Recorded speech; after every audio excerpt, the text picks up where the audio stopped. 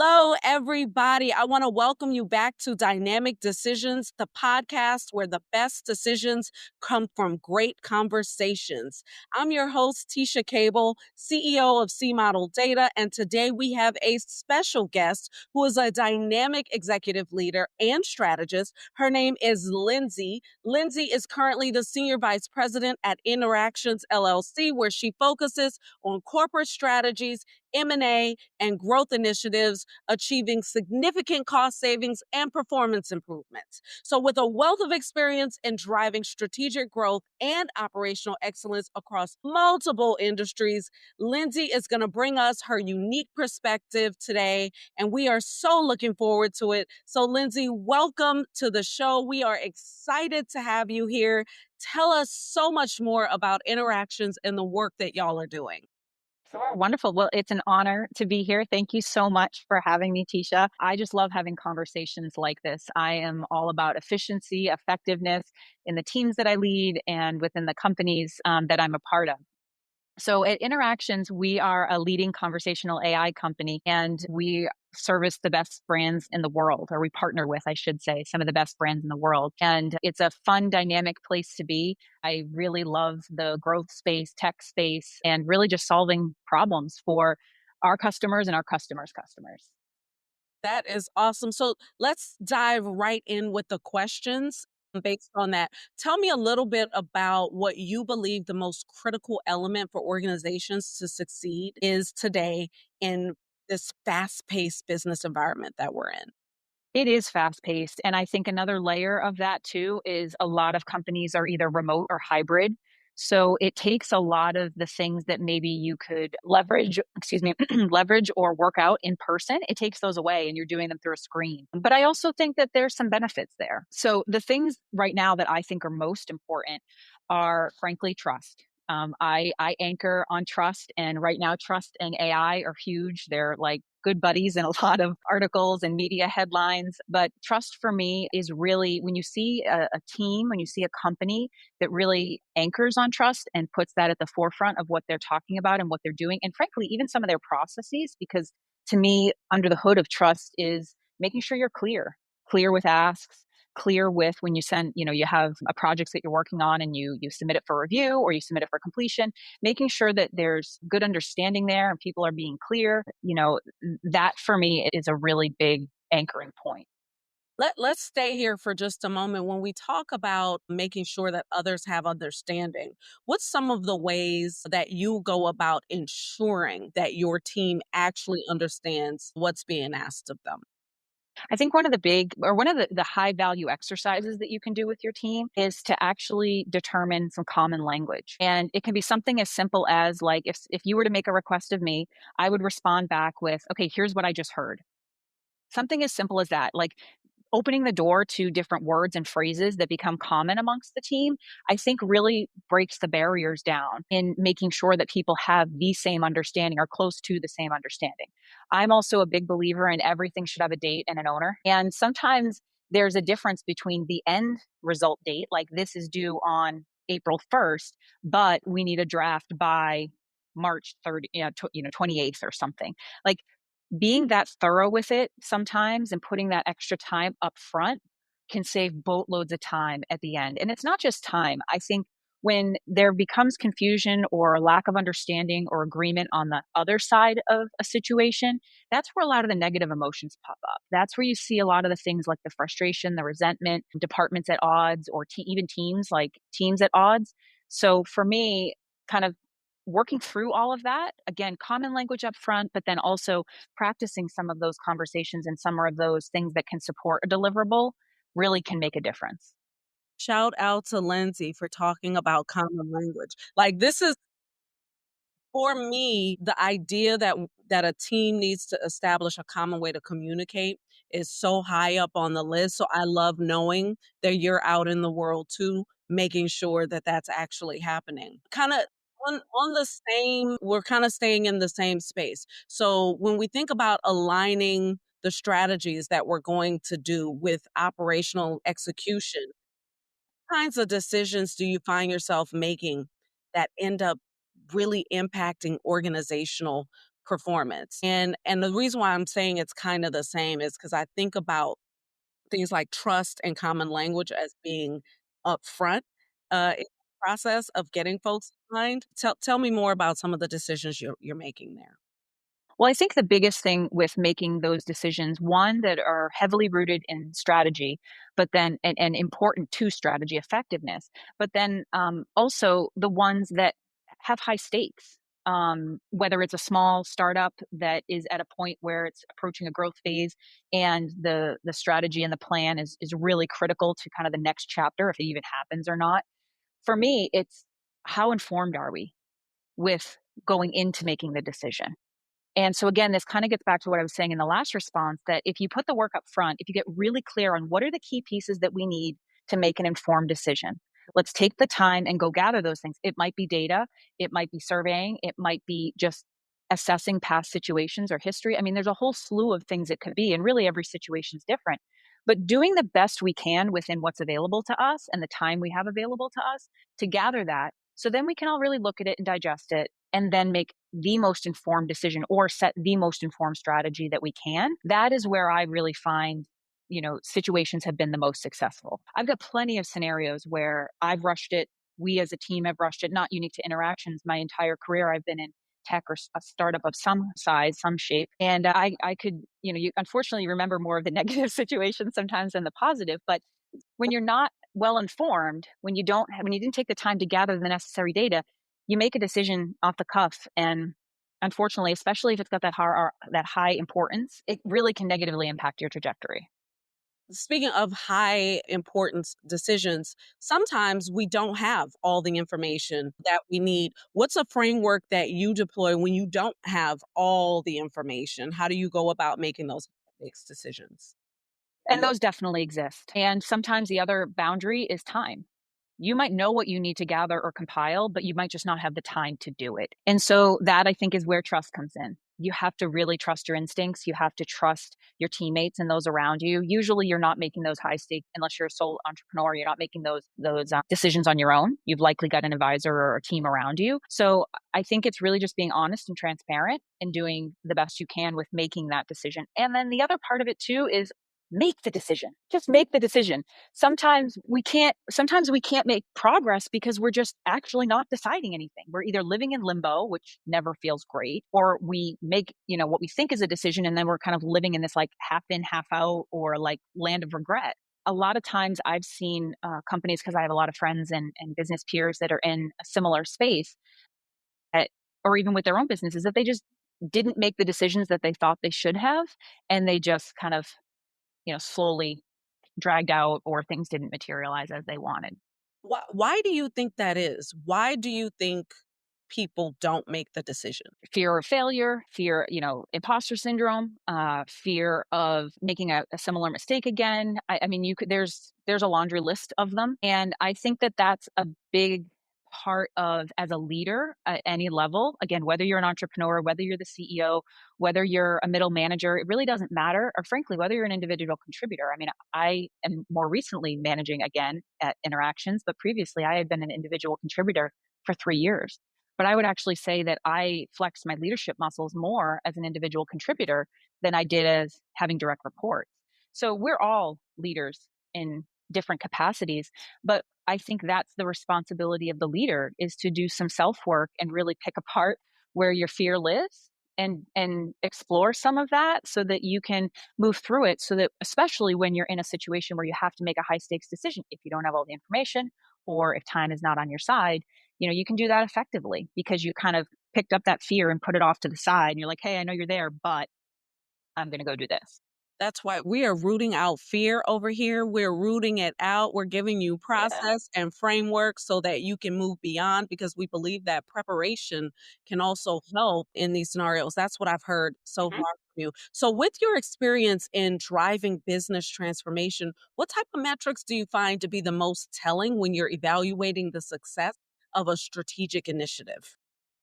Yeah. So, I mean, my background is accounting, finance. That is my pedigree. So I always go to the financial metrics first, but they have to be the right ones, and they have to be the rich ones. And by that, I mean the ones that really because you don't want a stat sheet that's 20, stats or KPIs long to be able to get to your conclusion.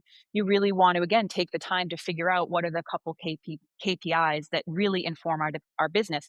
And depending on where the business is, like in some businesses, cash balance makes a big difference. In others, depending on where they are on their journey, it might not make as much of a difference. I have different metrics like revenue growth or committed contracts or what have you. There's all different metrics, or cost cutting in your EBITDA. Like, so it varies, but I always start with the key financial metrics. That is kind of where I go. And then I build from there, because that, again, is just kind of the foundation of my jam. That's how I am. That's who I are. Clapping for you. Thank you very much. Yes, the financial model that companies put together is a key piece of the mission. We always say connect your mission to your metrics, and the metrics we speak about are those that are in the financial model, because they're going to give you the biggest glimpses to where you're going in the future, and then you can come back and map the things you're doing today against that. So that's fantastic Smart.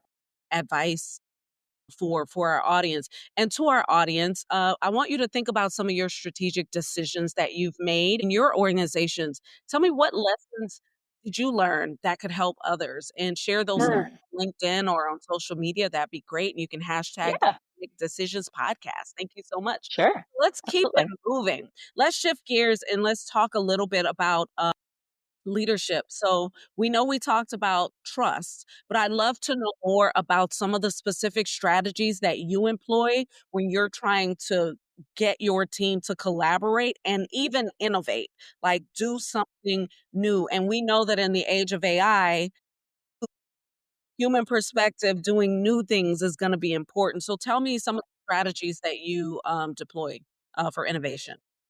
So as a leader, one of the things that I do, so I'll stay on the leadership piece and then I'll go to the innovation piece. On the leadership side, I've really had to train myself as I've moved up in my career to listen more and ask more intentional questions. I very purposefully inserted the word intentional because, I mean, I can ask questions all day long, but it's really listening to what I'm hearing from my team or a cross-functional team, where I have to kind of digest that, process that, and then I ask an intentional, informed decision. And that tells me so much. I'm not just listening for the answer in that case. I'm listening for how like I'm reading the responder's emotions and tone and body language. Granted, this is also harder through a screen than it is in person, but it can still be done.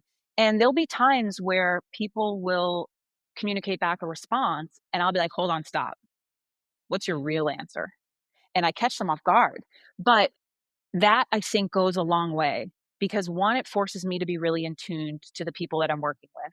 But then on the flip side, I really think that it shows them that I care, that I'm listening, that I'm paying attention, and that I have their interest in mind. Because if they're saying words, but their body language is saying something, they're saying words that strung together are positive, but their body language is negative, I'm picking up on that and I'm acknowledging that I don't want that. And I really want to dig in there. So that's what I would say on the leadership side.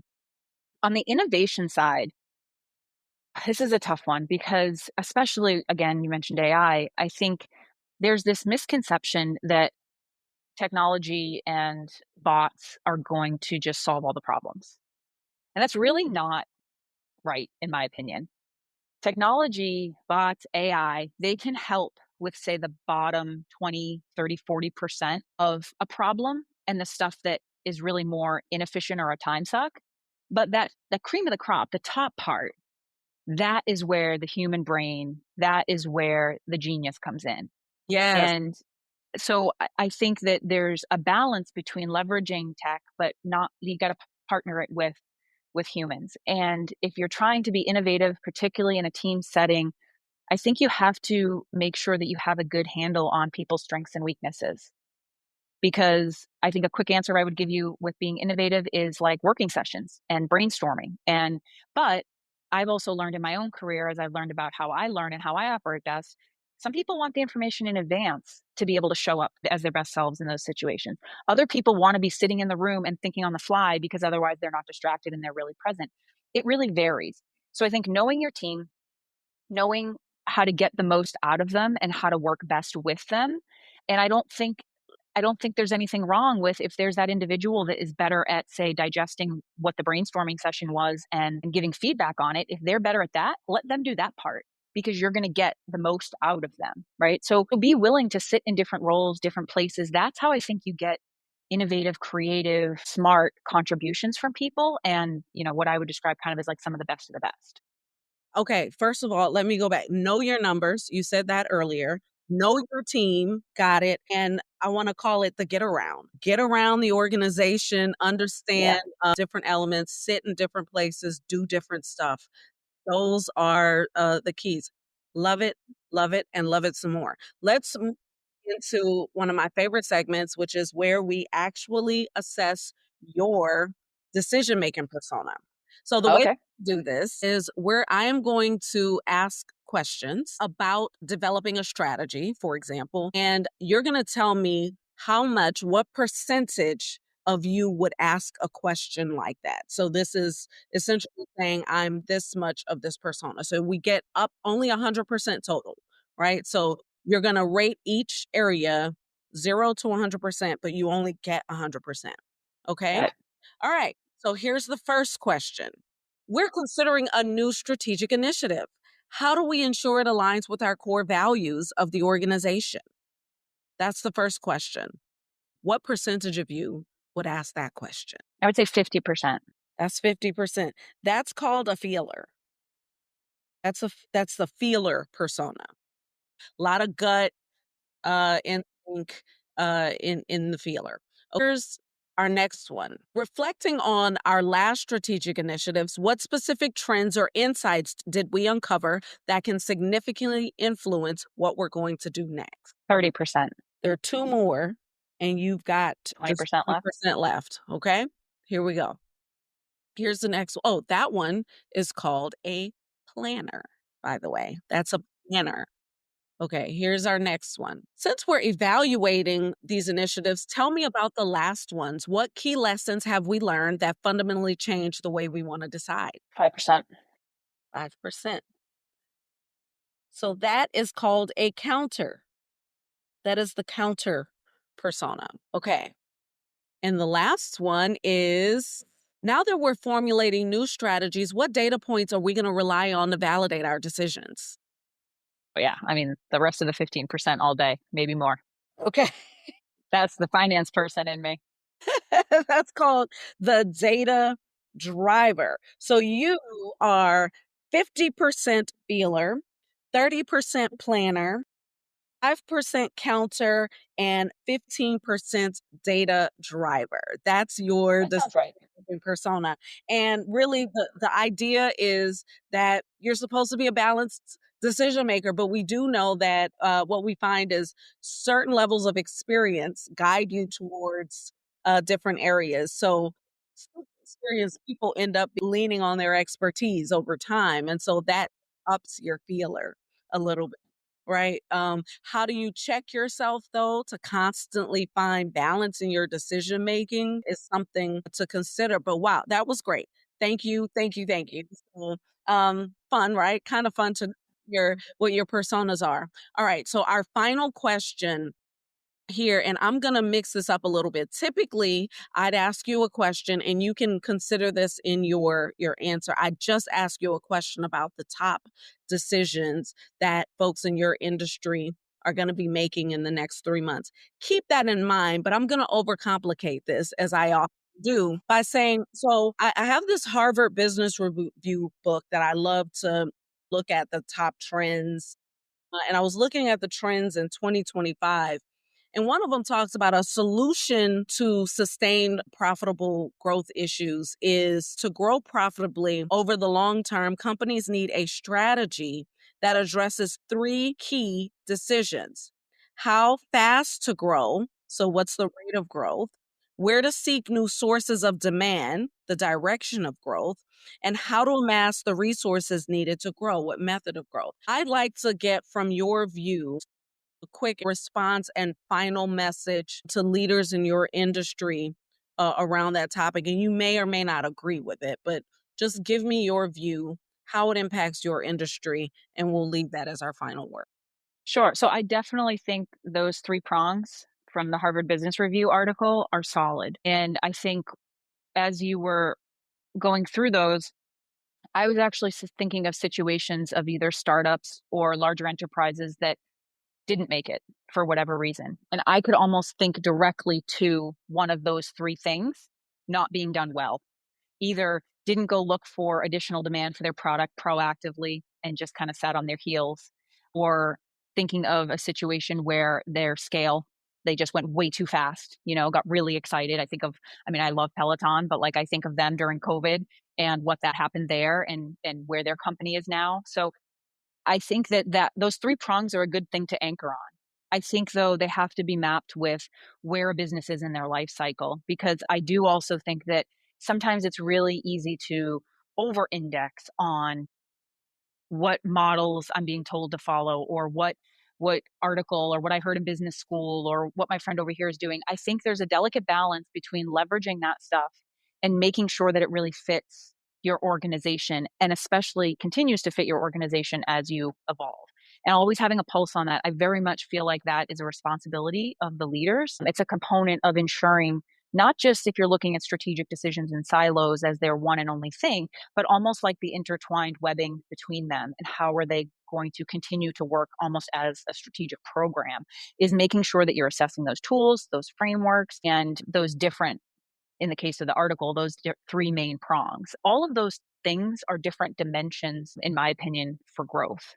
So having a pulse on that, but having a healthy pulse is important. So strategic program, that's what I take from there. We should have a strategic program. So that's great advice. Lindsay, thank you so much for being here, and we really appreciate you sharing your perspective. Would you tell everyone where they can learn more about your company and about you? Yeah, of course. With regard to interactions, go to our website. That's probably the greatest place. So interactions.com. We're making every interaction effortless. That is our mission. And pretty much any of the large companies that you interact with, the biggest brands in the world, pick up the phone or get on chat, and you don't know it, but you're operating with our solution. So you wouldn't be as directly knowing, but you are. So that's how you can find out about interactions. And as far as I'm concerned, my LinkedIn, that's really where you're going to go find info on me. My name, Lindsay Semas, is fairly unique, so there aren't many out there. So you can find me pretty quickly. But I love talking about the topic of trust, about leadership. I'm a dyslexic thinker, so love talking about, being neurodivergent, all that kind of stuff, and some other passion projects I have. So reach out. I'd love to connect. I'm always open to conversations. Thank you for being here. Hey, and to the audience, if you found this episode helpful to you, valuable to you, please continue to tune in, subscribe, rate it, share it with your network. Let's keep the conversations going on social media using hashtag Dynamic Decisions Podcast.